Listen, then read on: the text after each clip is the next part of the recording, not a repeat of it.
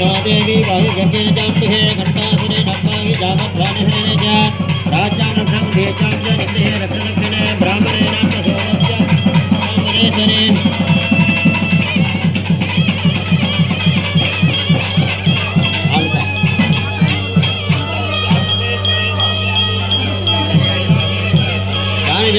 घोरानि दिरक्षान्तराभुवान् शास्त्रार्थे घनवल्लभ संगीने तेरस्मरक्ष सर्वदाः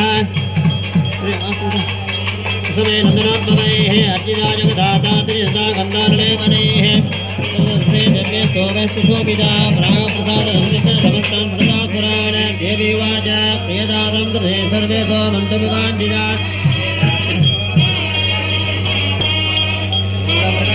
ತನ್ನ ಕೈಯಲ್ಲಿ ಒಂದು ಗುಲಗಂಜಿಯನ್ನು ಇಟ್ಕೊಂಡಿದ್ದಾನೆ. ದಕ್ಷಿಣ ಕಾಶಿ ಅಂತ ಇದಕ್ಕೆ ಹೆಸರು.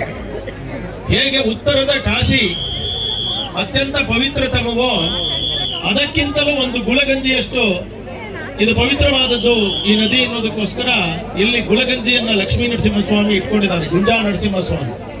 ಹಾಗೆ ಇಲ್ಲಿ ಇನ್ನೊಂದು ವಿಶೇಷ ಏನಪ್ಪಾ ಅಂದ್ರೆ ಪಕ್ಕದಲ್ಲಿ ಅಗಸ್ತ್ಯೇಶ್ವರ ಸ್ವಾಮಿ ದೇವಾಲಯ ಇದೆ. ಅಗಸ್ತ್ಯ ಮಹರ್ಷಿಗಳು ಸ್ಥಾಪಿಸಿದಂತಹ ಒಂದು ಪವಿತ್ರವಾದ ಲಿಂಗ. ಆ ಲಿಂಗದ ಮೇಲೆ ಒಂದು ಅದ್ಭುತ ನಡೆಯುತ್ತೆ. ನದಿ ಲಿಂಗದ ತಲೆಯನ್ನು ಒರೆಸಿದ ತಕ್ಷಣ ಇಲ್ಲಿ ಮತ್ತೆ ಕಾವೇರಿ ಉದ್ಭವ ಆಗ್ತಾಳೆ. ಸಾಮಾನ್ಯವಾಗಿ ಶಿವನ ತಲೆಯ ಮೇಲೆ ಇರುವುದು ಗಂಗೆ, ಆದ್ರೆ ಕಾವೇರಿ ಇಲ್ಲಿ ಗಂಗೆಯಾಗಿ ಬರ್ತಾಳೆ. ಕಾರಣ ಏನು ಅಂತ ಕೇಳಿದ್ರೆ ಈ ಕಾವೇರಿಯನ್ನ ದಕ್ಷಿಣದ ಗಂಗೆ ಅಂತ ಕರೆದಿದ್ದಾರೆ. ಇದಕ್ಕೆ ದಕ್ಷಿಣ ಗಂಗೆ ಅಂತ ಹೆಸರು. ಅದೇ ತರ ಕಪಿಲ ಅನ್ನೋದಿದೆಯಲ್ಲ, ಕಪಿಲ ಅನ್ನೋ ಬಣ್ಣಕ್ಕೆ ಒಂದು ಅರ್ಥದಲ್ಲಿ ಕೆಂಪು ಮಿಶ್ರಿತವಾದ ಕಪ್ಪು, ಅದು ಯಮುನಾ. ಸ್ಫಟಿಕ ಅಂದ್ರೆ ಬಿಳಿ ಅಂತ, ಅದು ಸರಸ್ವತಿ. ಆದ್ರಿಂದ ನೀವು ಏನು ಅಲಹಾಬಾದ್ ಕುಂಭಮೇಳದಲ್ಲಿ 3 ನದಿಗಳು ಏನ್ ಸೇರ್ತಾ ಇದೆಯೋ, ಗಂಗಾ, ಯಮುನಾ, ಸರಸ್ವತಿ, ಇಲ್ಲಿಯೂ ಕೂಡ ಗಂಗೆ ಅಂತಂದ್ರೆ ಕಾವೇರಿ ದಕ್ಷಿಣ ಗಂಗೆ, ಯಮುನಾ ಅಂತಂದ್ರೆ ಕಪಿಲ ಮತ್ತು ಸರಸ್ವತಿ ಅಂದ್ರೆ ಸ್ಫಟಿಕ.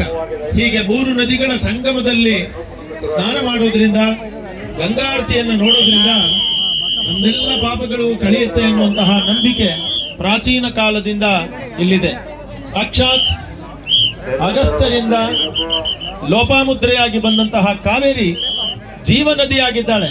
ತಾವೆಲ್ಲ ಮರಿಬಾರದು. ಜೀವನದಿ ಅಂತಂದ್ರೆ ಏನು ಅಂತ ಹೇಳಿದ್ರೆ, ಅತ್ಯಂತ ಹೆಚ್ಚು ಜನಕ್ಕೆ ಕುಡಿಯುವ ನೀರನ್ನ ಕೊಟ್ಟು, ಆಹಾರವನ್ನ ಕೊಟ್ಟು ಕಾಪಾಡುವಂತಹ ತಾಯಿ.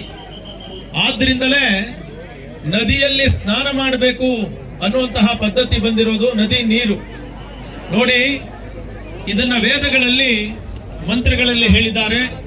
ಇಮಮ್ಮೆ ಗಂಗೆ ಯಮುನೆ ಸರಸ್ವತಿ ಶುತುದ್ರಿ ಸ್ತೋಮಕಂ ಸಚತಾಪ ವೃಷ್ಣಿಯ ಅಸಿಕ್ನಿಯ ಮರುದ್ರದೆ ಅಂತ ಹೇಳ್ತಾರೆ.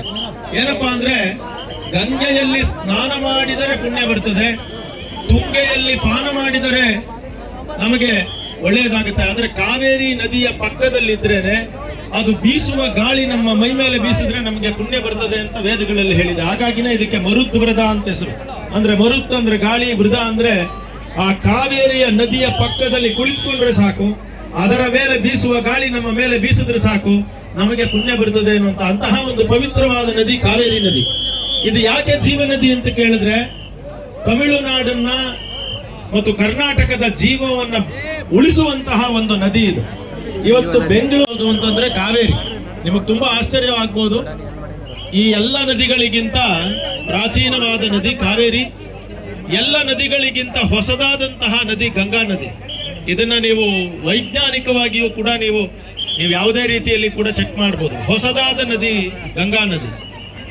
ಇವತ್ತು ಇಂತಹ ಒಂದು ಪವಿತ್ರ ಸಂಗಮದಲ್ಲಿ ಕಾವೇರಿ ನದಿ, ಹಾಗೆಯೇ ಕಪಿಲಾ ನದಿ ಮತ್ತು ಸ್ಫಟಿಕ